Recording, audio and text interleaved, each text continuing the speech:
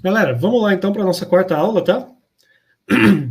Reforçando que a atividade 1 tá aí para se encerrar, né?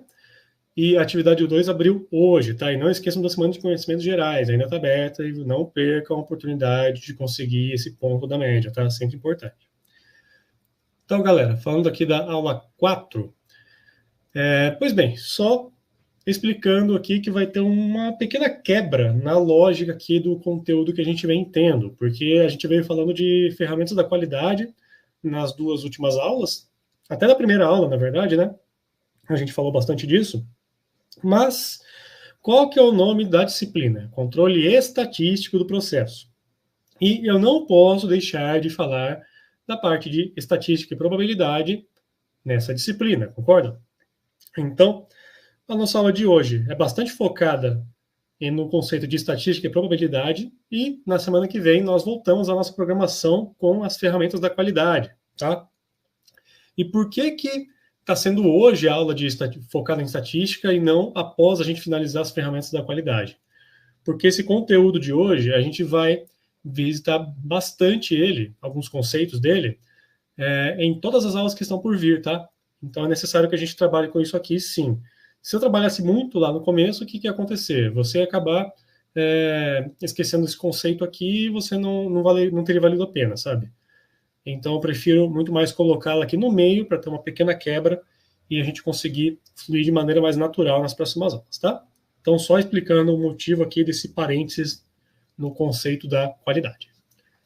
Então, galera, vamos lá. Estatística descritiva e noções de probabilidade. Olha só, pessoal, iniciando aqui com uma pequena situação. A gente vai ter uma empresa que tem um histórico de 99,5% dos seus itens serem produzidos com perfeição. 99,5% é um percentual que vamos considerar aqui bem legal, né? Se você conseguir acertar 99,5% de tudo que você faz, você está no céu. Para mim está ótimo, de verdade. Agora, estatisticamente, esse histórico vale de alguma coisa? Esse histórico vai servir como regra para alguma coisa? Pois bem, pessoal, enquanto um lote vai poder ter todos os seus itens produzidos de maneira adequada, vai poder atender a 100% da produção, haverá outros lotes que vão ter um índice maior de falhas. Então, vai ter aquele lote que vai ter 100% dentro do padrão, bonitinho, do jeito que a gente gostaria que acontecesse, mas vai ter algum outro lote que vai ter ali 90% de perfeição e 10% de falhas. Ou então 95% de perfeição, 5% de falhas. Então, pessoal, o histórico, ele, sim, ele tem que ser considerado quando a gente está analisando um processo. Mas o histórico não é aquilo que está regendo o futuro, tá? No futuro, qualquer coisa pode acontecer. Aqueles 99,5% não são via de regra, tá?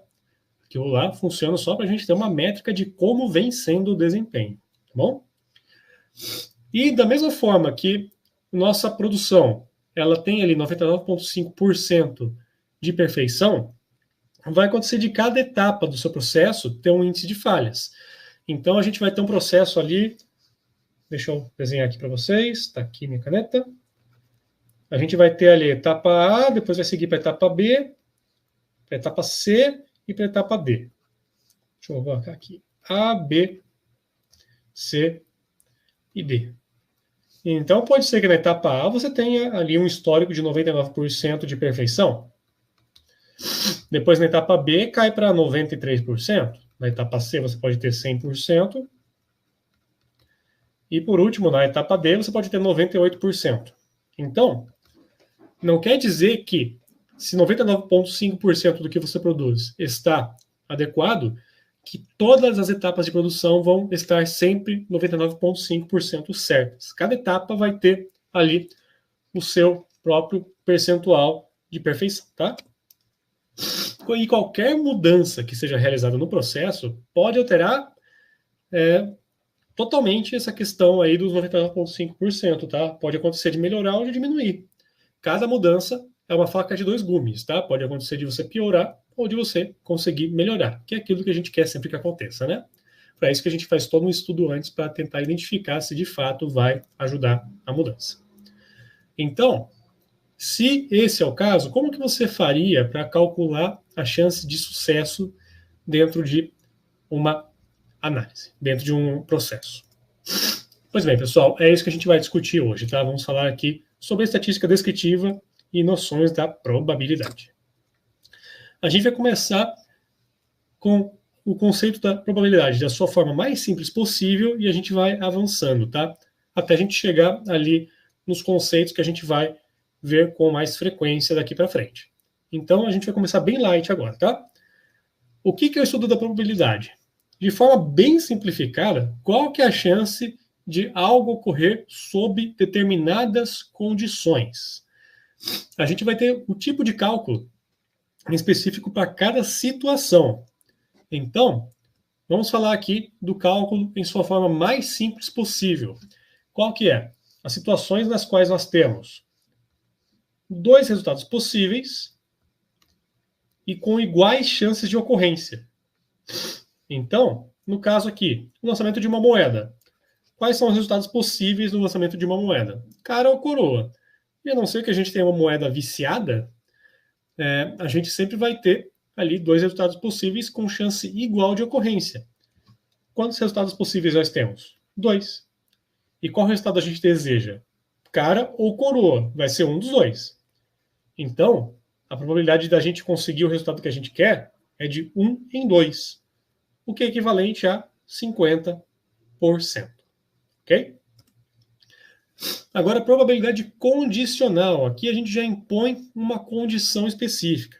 A situação é que a gente estabeleceu uma condição. Qual que é a condição aqui no nosso exemplo? A gente quer tirar uma carta de reis dentro de um baralho de 52 cartas. Baralho aí em seu formato tradicional. Dentro de um baralho, a gente tem 4 reis, concorda? Já que são 4 naipes. Então, quantos reis nós temos dentro de um baralho? 4 reis. Ou seja, nós temos 4 reis dentro de 52 cartas. Qual que é a probabilidade da gente tirar uma carta de reis dentro de um baralho de 52 cartas? 4 sobre 52. 4 chances em 52 cartas. Dá para simplificar isso aqui, pessoal. Divide a parte de cima e a parte de baixo por 4. 4 dividido por 4, 1. 52 dividido por 4 dá 13. Ou seja, a chance é de 1 sobre 13. O que é aproximadamente 7,69% de probabilidade de você conseguir tirar uma carta de reis dentro de um baralho de 52 cartas, tá? Agora, falando de eventos independentes. O que é um evento independente, pessoal? Quando a gente analisa a probabilidade de 2 eventos ocorrerem sem que um evento tenha influência sobre o outro, tá? Ou seja, por exemplo, o que é um evento que não tem influência sobre o outro? Qual que é a probabilidade de eu estar usando um tênis preto e do Corinthians acabar marcando um gol? Um evento não tem nada a ver com o outro, pessoal. Então, isso são eventos independentes, quando um efeito não tem qualquer influência sobre o outro. Claro, estou dando aqui um exemplo extremamente forçado, né? Até porque a chance do Corinthians fazer um gol está bem baixa ultimamente. Mas, falando aqui, pessoal, como que funciona esse tipo de cálculo? Esse tipo de cálculo de evento independente é aqueles que a gente mais vai bater na tecla hoje, tá? São os cálculos mais importantes. A gente vai ter sempre aqui eventos independentes quando a gente estiver falando, tá? Qual é o exemplo de evento independente que a gente está tratando aqui? Exemplo, obter o número 3 em um dado, ou seja, lançar um dado de 6 lados ali e acabar tirando o número 3, e, ao mesmo tempo, retirar um valete dentro de um baralho de 52 cartas, tá, pessoal? Eu não coloquei 52 cartas, mas a intenção é que o baralho seja sempre de 52. Qual que é a probabilidade da gente conseguir tirar o 3 no dado? Rolamos o dado, sai 3. O dado tem 6 lados. Só um lado é igual a 3. Ou seja, um lado sobre 6. Uma chance em 6. Qual que é a probabilidade de retirar o valete? Mesma coisa que a gente fez com o rei ali atrás, pessoal. Tem 4 valetes dentro das 52 cartas. 4 sobre 52 vai ser igual a 1 sobre 13. A mesma coisa aqui, tá? 1 sobre 13 é a versão simplificada do 4 sobre 52. Qual que é a probabilidade dos dois eventos ocorrerem? Nesse caso, galera, a gente está falando de dois eventos ocorrendo simultaneamente. Então, a gente tem que analisar aqui a chance da gente obter o valor de 3 e, ao mesmo tempo, conseguir aqui o valete no nosso baralho. Então, essas chances são multiplicadas uma pela outra. Ou seja, 1 sobre 6 vezes 1 sobre 13, que é igual a 1 sobre 78, que é a mesma coisa que 1,28%. Nossa, Paulo, mas que chance baixa que tem disso aqui acontecer?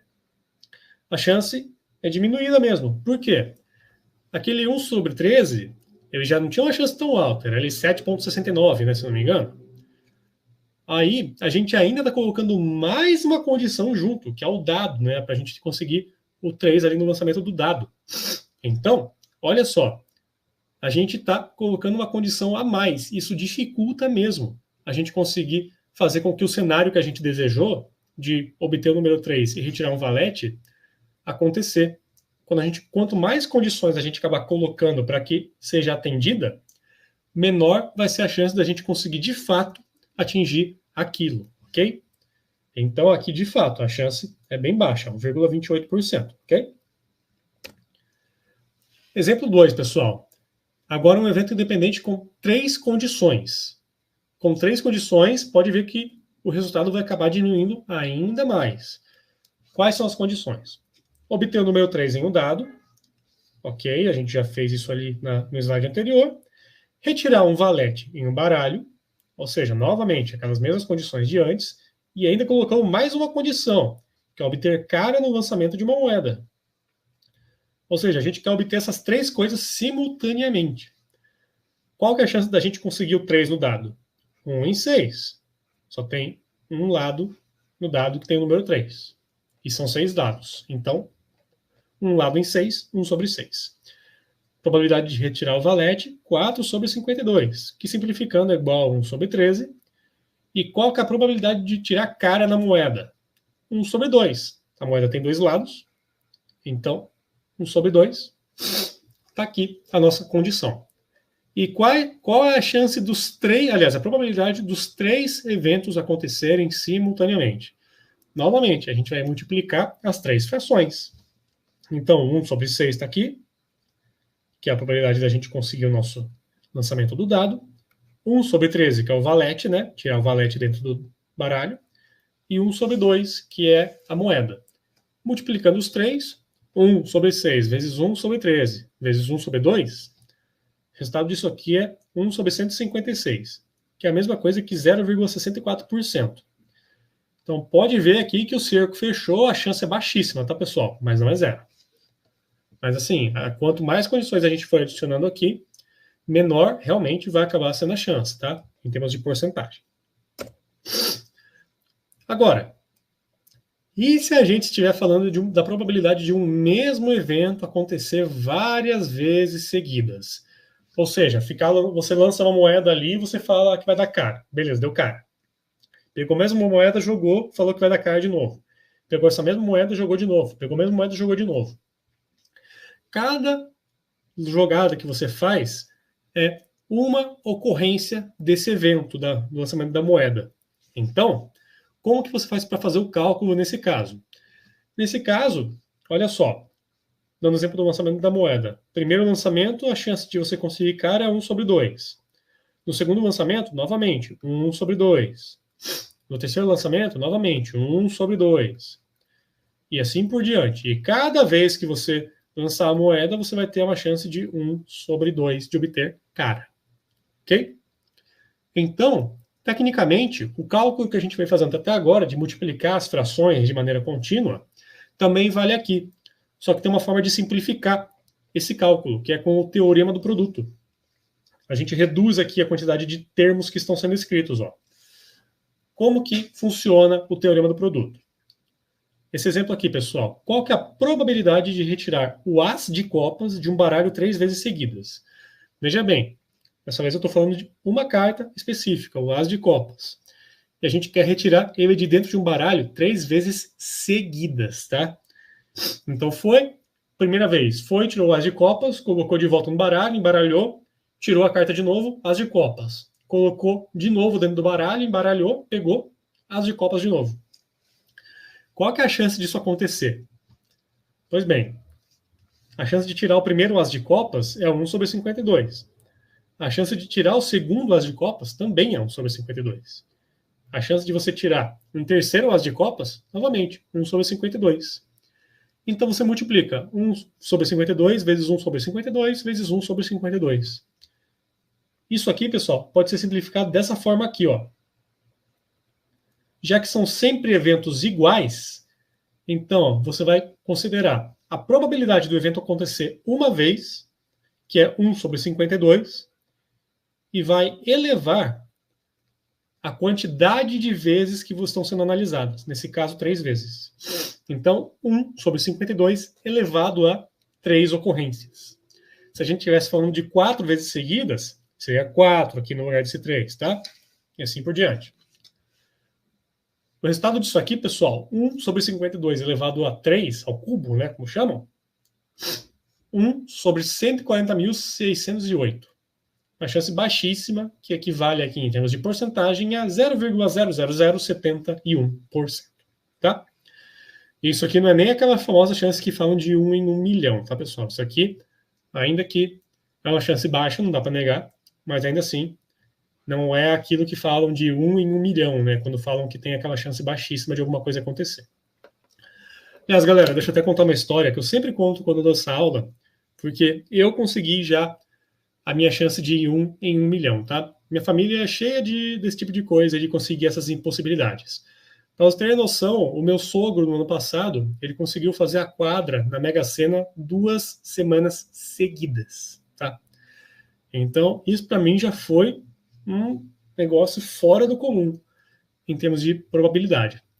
Mas tem uma história que aconteceu comigo em 2022, já tem 2 anos que isso aconteceu, que eu sempre falo ela, tá? E eu não estou mentindo, eu juro por tudo que é sagrado que é verdade essa história. Pessoal, eu sou péssimo para lembrar modelo de carro. Péssimo, péssimo, péssimo. Então, toda vez que eu peço um Uber, o que eu faço? Eu verifico ali o aplicativo e o que eu memorizo? A placa do carro, geralmente os números que ficam ali no final, né? Só os últimos 4 números. Agora tem uma letra ali no meio, mas enfim, né? Os últimos dígitos da placa e a cor do carro. Então, eu olhei ali no aplicativo, chamei ali o carro, aí estava lá a placa 4120, a cor branco. Beleza, 4120 branco. E eu vi que no mapa que o carro estava chegando já. Falei, legal, tá perto, né? Eu estava lá na frente da Cesumar, inclusive, tá? Tava ali na frente da Unicesumar esperando. Nisso, vindo o carro ali, eu vi o carro chegando ao longe ali, olhei branco, placa 4120. O carro foi e parou na minha frente. Aí eu fiz sinal pro carro parar, né? O carro parou, o cara olhou meio estranho para mim, eu olhei para ele, daí o cara olhou para mim e falou: Daniele? Eu falei: não, meu nome é Paulo. Ele falou: não, eu vim buscar a Daniele. Eu fiquei: como assim? Como assim, né? Mas daí eu até fiz questão de olhar de novo a placa do carro, 4120 o número, e o carro branco. Daí o cara foi embora achando que eu era louco. Nisso apareceu o outro carro imediatamente atrás, branco, número 4120. E o primeiro cara saiu achando que era louco. O segundo motorista, que era realmente aquele motorista que eu estava esperando, ele entendeu o que aconteceu porque ele percebeu a placa do outro carro. E ele começou a rachar o bico. Porque, cara, qual que é a chance disso acontecer? É baixíssima. Isso é 1 em 1 milhão, tá, pessoal?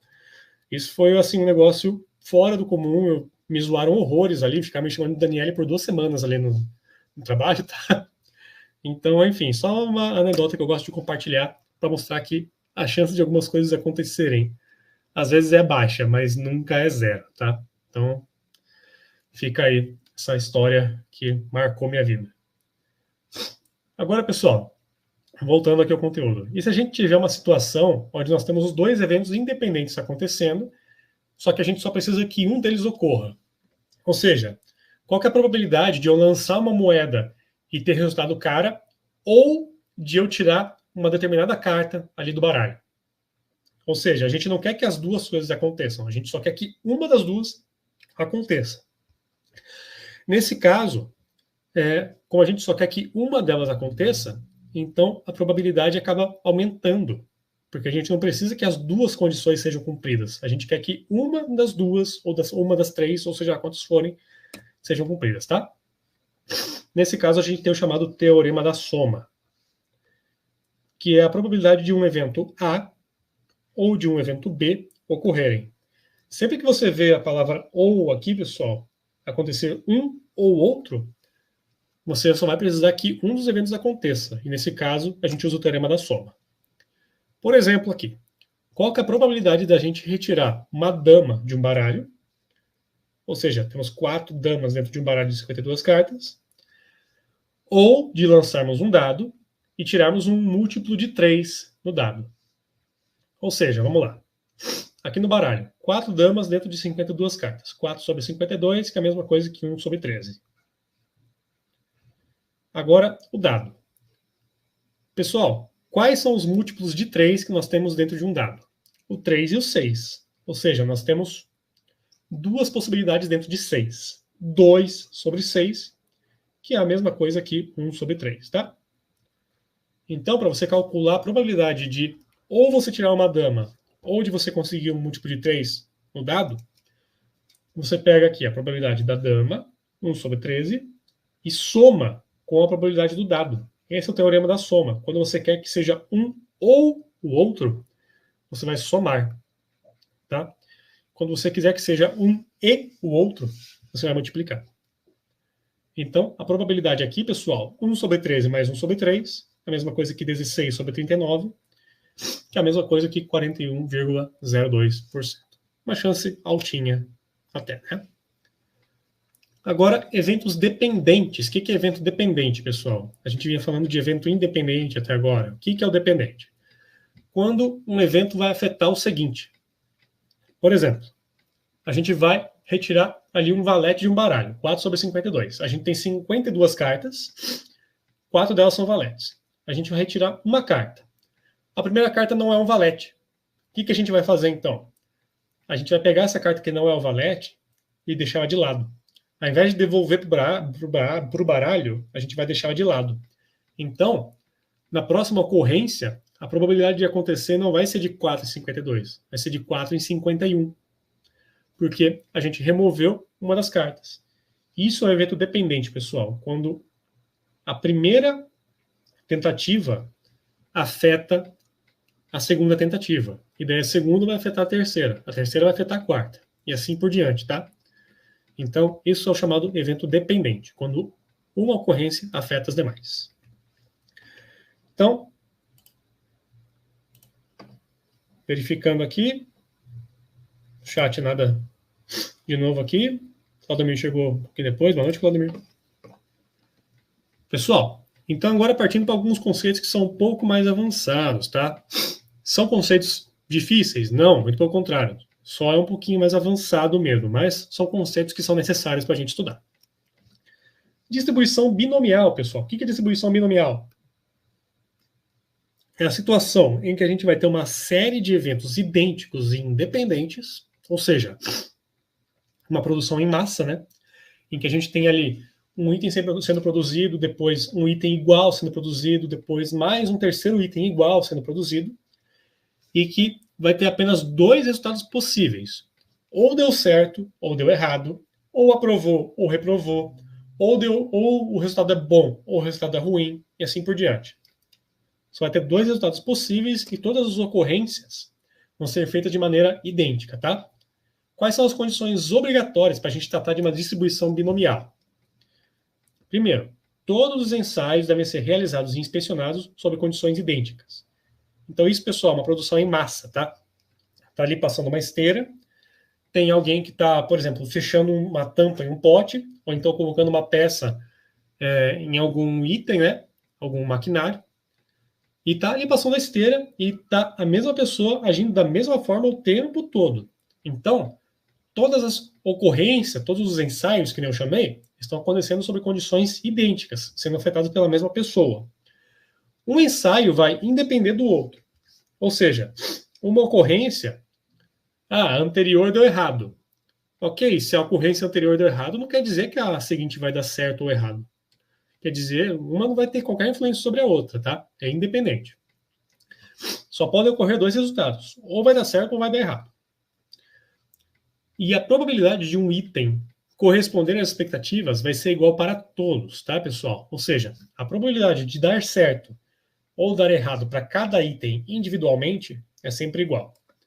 Essas são as condições para a gente ter uma distribuição binomial. Numa produção em massa, isso costuma ser seguido, tá? Como que é feita essa determinação, esse cálculo? Através dessa equação aqui, que a princípio parece um bicho de 7 cabeças, tá? Como que a gente lê essa equação? P de x é a probabilidade. Isso aqui é a probabilidade, tá? É igual a n fatorial. O que é n? N é a quantidade de ocorrências que estão sendo analisadas. Então, a gente montou ali 20 equipamentos. Então, se a gente montou 20 equipamentos, n é igual a 20.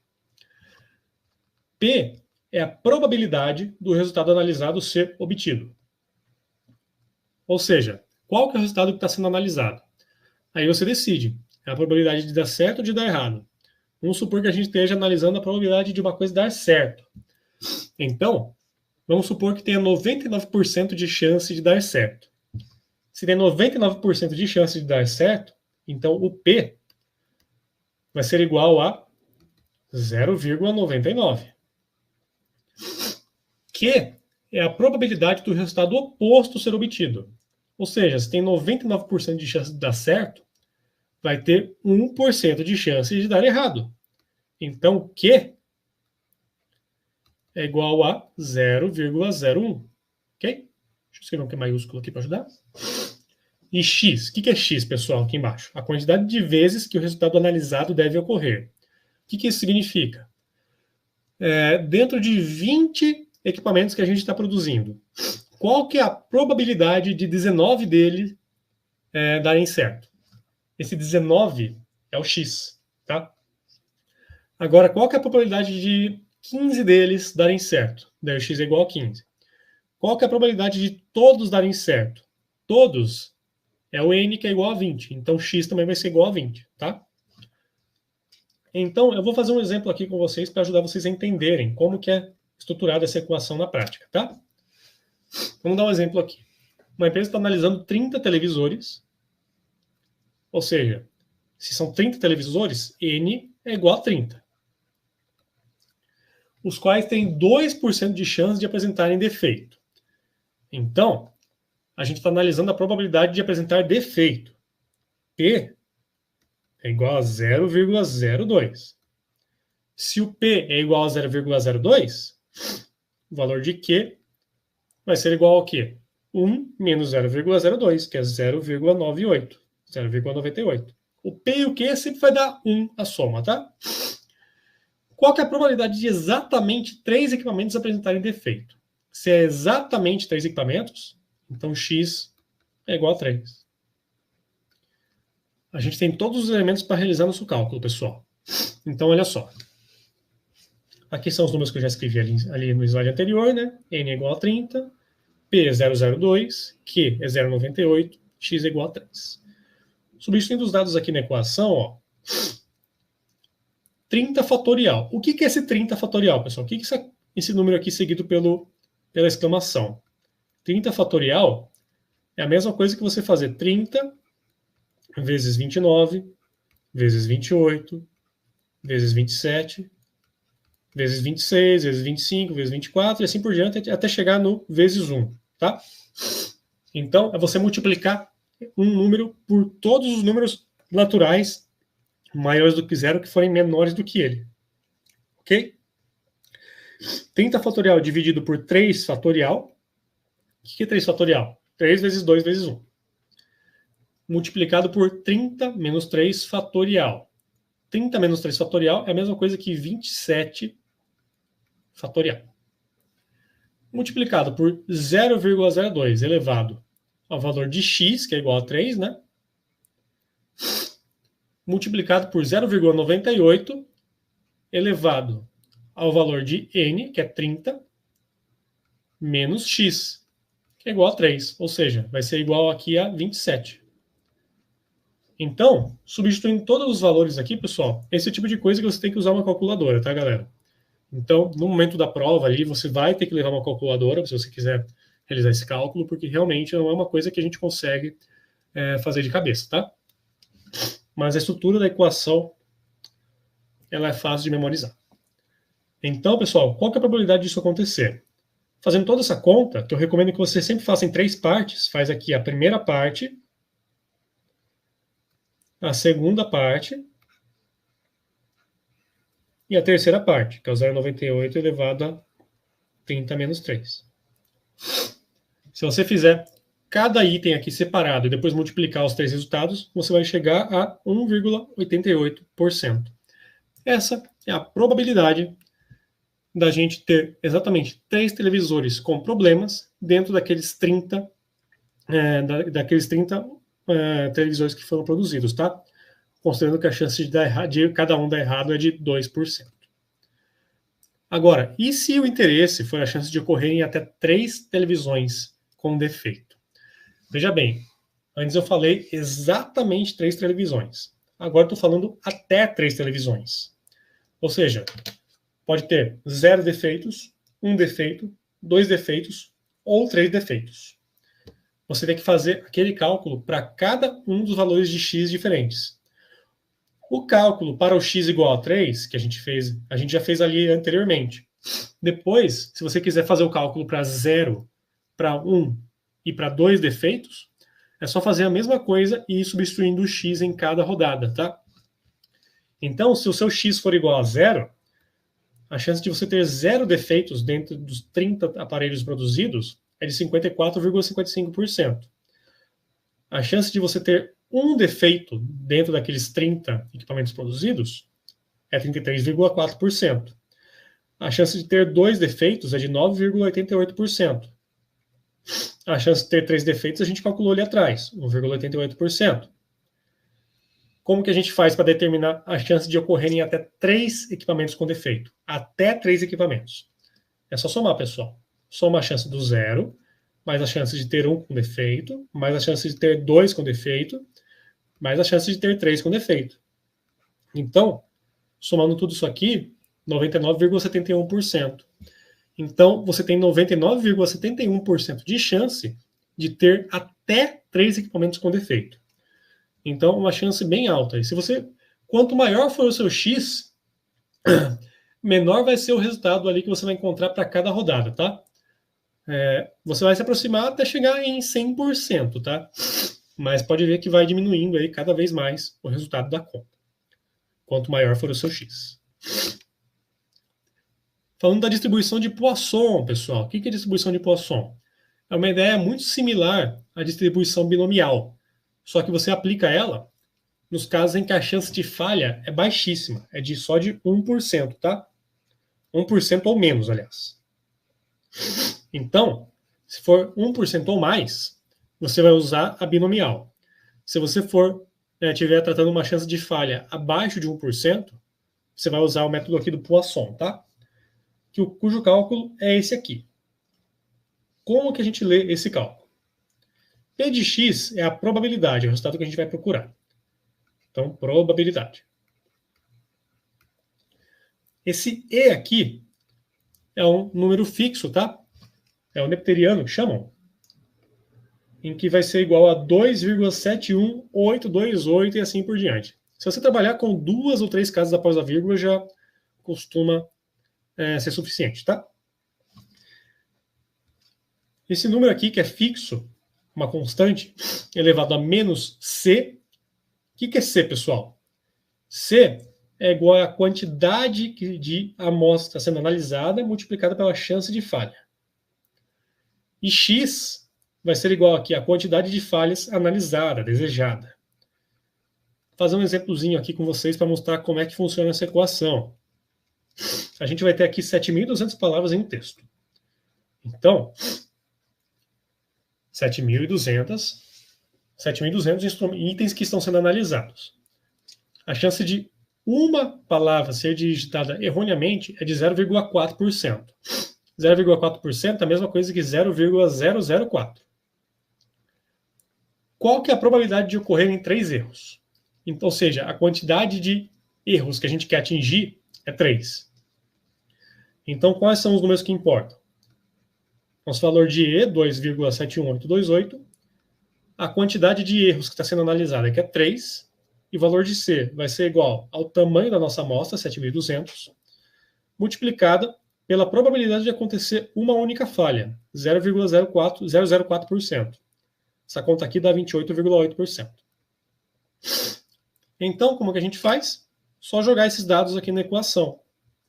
Essa aqui é a nossa equação. Aqui a gente vai ter nosso número E, 2,71828, elevado a menos 28,8, que é o 7.200 vezes o 0,004. Isso aqui multiplicado por 28,8 elevado ao cubo. Por que ao cubo? Porque o x é igual a 3, tá? Nosso x ali da questão. Isso dividido por 3 fatorial, x fatorial. O resultado disso vai ser 1,24 vezes 10 a menos 11%, ou seja, uma chance baixíssima, tá? Vai ter 11 zeros aqui até você chegar no seu 1,24, tá? Então a chance é muito, muito, muito pequena de você ter essa ocorrência aqui, você ter um erro de digitação em 3 palavras dentro de 7.200, naquelas condições que a gente viu anteriormente. E por último, pessoal, mas não menos importante, falando aqui especificamente da distribuição normal, tá? Essa é a distribuição, esse é o tipo de probabilidade que a gente mais utiliza no meio industrial, tá? Na prática, a gente vê bastante isso aqui. E tem muita gente que não costuma fazer esse cálculo na mão. Já tem o software ali, por exemplo, que trata isso aí de maneira automática. Mas é importante que você entenda como que é feito isso por trás, tá? Quando que a gente vai utilizar a distribuição normal? Quando a gente tiver a questão do limite de controle ou do limite de especificação envolvida. O que é esse limite de controle e de especificação? A gente vai falar disso na semana que vem, tá? A gente vai falar bastante sobre os limites. Fica atento aí que nas próximas 4 aulas você vai cansar de ouvir falar dos limites de controle, tá? Agora falando especificamente da distribuição normal. Como que funciona o raciocínio por trás da distribuição normal? Quais são as características de uma distribuição normal? Primeiro, a média e a mediana vão estar exatamente no centro da distribuição. E segundo, vai ser uma curva perfeitamente simétrica em torno da média. O que é uma curva simétrica? É isso aqui, ó. A gente tem um montinho perfeito aqui, faz de conta que está simétrico, tá, pessoal? E aqui no meio vai ter tanto o valor da média quanto o valor da mediana, tá? Os dois vão se encontrar aqui no centro da sua distribuição. Metade dos dados vai estar abaixo da sua média, ou seja, metade vai estar aqui à esquerda, e metade vai estar acima, ou seja, vai estar à direita da sua média, da sua mediana, tá? O valor da sua média e da sua mediana vai estar cravado, os dois vão ser iguais e vão estar exatamente no meio da sua distribuição. Nos cálculos da distribuição normal, a gente costuma adaptar para a distribuição normal reduzida. O que é distribuição normal reduzida? Em que a gente vai ter a média sendo igual a 0 e o desvio padrão igual a 1. Isso aqui é uma adaptação que a gente costuma fazer, tá? Mas, para a gente conseguir fazer essa adaptação, a gente utiliza esse cálculo aqui do valor para encontrar o valor de z. Z vai ser igual ao valor de x menos a média dividido pelo desvio padrão. E aqui eu não estou falando do 0 e do 1 aqui na média do desvio padrão. Estou falando dos dados que o enunciado vai te dar. A gente já vai fazer aqui 2 exemplos para mostrar para vocês como que a gente realiza toda essa análise da distribuição normal. O tempo de vida médio de uma máquina de lavar, da marca Electron, segue uma distribuição normal. Então a gente já sabe o que é normal. A média é igual a 6 anos. Ou seja, a média, que é esse uzinho aqui com uma perna mais comprida, tá, pessoal? É igual a 6. Essa é a nossa média. Com desvio padrão de igual a 0,5 anos. Então, nosso desvio padrão, o sigma, vai ser igual a 0,5. Qual que é a probabilidade de uma máquina selecionada aleatoriamente durar até 7 anos? Então, 7 anos é o valor do nosso x. X é igual a 7. Então, pessoal, a gente vai procurar o valor de z agora com essa equação aqui. X menos a média dividido pelo desvio padrão. Em que eu já vou mostrar para vocês aqui como que é o raciocínio. Tem essa tabelona aqui, pessoal. O que essa tabelona faz? Ela vai nos ajudar a continuar aqui com o nosso cálculo. Vocês já vão entender onde eu quero chegar. Z, que é igual a x menos a média dividido pelo desvio padrão, que vai ser igual a 7 menos 6 dividido por 0,5, que a gente viu ali no slide anterior. 7 menos 6 é igual a 1. 1 dividido por 0,5 é igual a 2. 2,00. Por que eu estou colocando esse vírgula 00? Porque isso vai ser utilizado, esse valor aqui vai ser usado nessa tabela aqui. O que você vai fazer? A primeira coisa que você vai fazer é pegar esse número aqui e dividir em 2. Você vai pegar os dois primeiros números aqui, ou seja, o 2 e o 0, e depois vai pegar o terceiro zero aqui. Esse 2,0, você vai procurar ele aqui na primeira coluna, né? 2,0 você vai ver está aqui, ó. 2,0. Esse zero aqui, esse terceiro zero, você vai procurar ele aqui nas colunas, ó, e você vai encontrar ele aqui. Então, você vai utilizar essas duas partes, jogar na tabela e vai cruzar os dados. Você vai descer com o zero até você chegar na linha que tem o 2,0. Aqui, ó.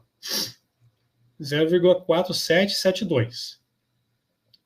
Paulo, o que significa isso aqui? Por que a gente fez esse cruzamento? Isso aqui, pessoal, é a porcentagem de chance, a porcentagem dentro da distribuição normal, que está entre os valores de 6 e 7. Então, se a gente tem aqui, na nossa distribuição normal, o 6 aqui, e o valor do 7 aqui, significa que tudo que tiver aqui entre o 6 e o 7, embaixo dessa curva, corresponde a 0,4772, que é a mesma coisa que 47,72%. Então, a chance de você ter ali, o que era o equipamento? Uma máquina de lavar que dura entre 6 e 7 anos, exatamente entre 6 e 7, tá? É de 47,72%. Esse é o cálculo que tem que ser feito, tá? Eu já mostrei aqui para vocês esse raciocínio. Agora, olha só. A resposta está completa? Ainda não.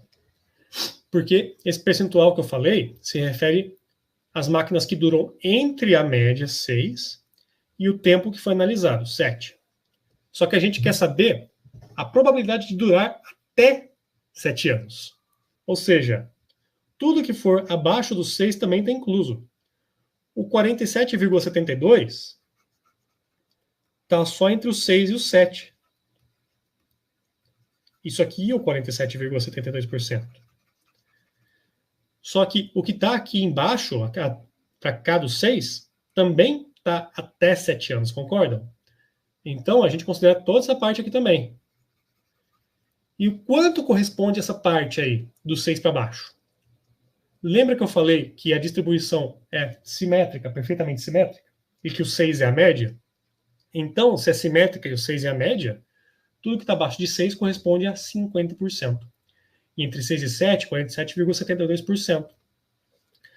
Para você chegar, então, aqui, ó, 6, 7, essa parte aqui vai ser 47,72%. 47,72%. Tudo que está abaixo do 6, aqui, ó, isso aqui corresponde a 50%. 50% mais 47,72%, a gente soma e vai dar 97,72%.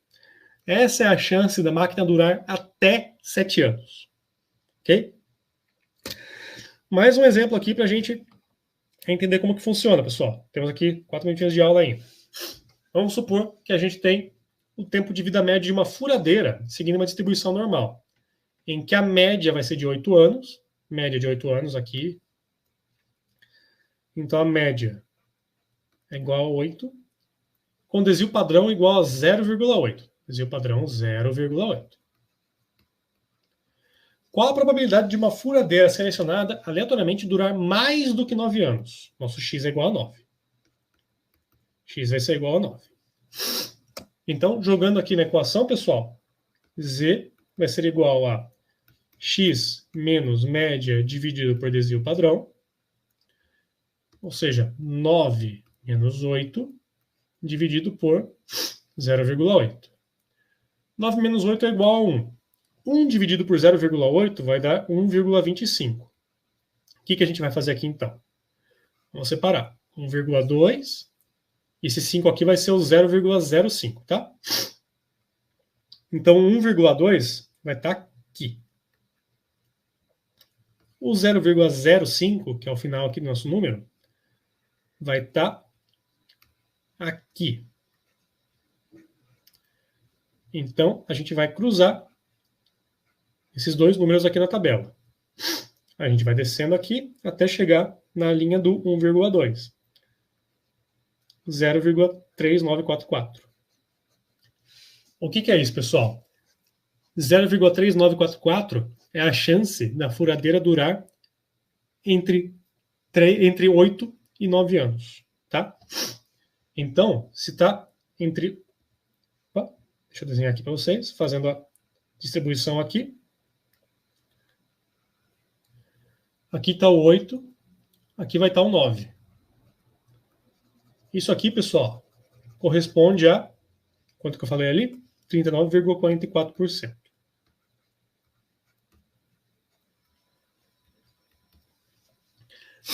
Agora, beleza. A gente sabe que a chance de 8 a 9 anos é 39,44%. Qual que é a chance de durar até 9 anos? A gente pega novamente toda a metade de baixo aqui, metade da esquerda, que vai ser exatamente 50%.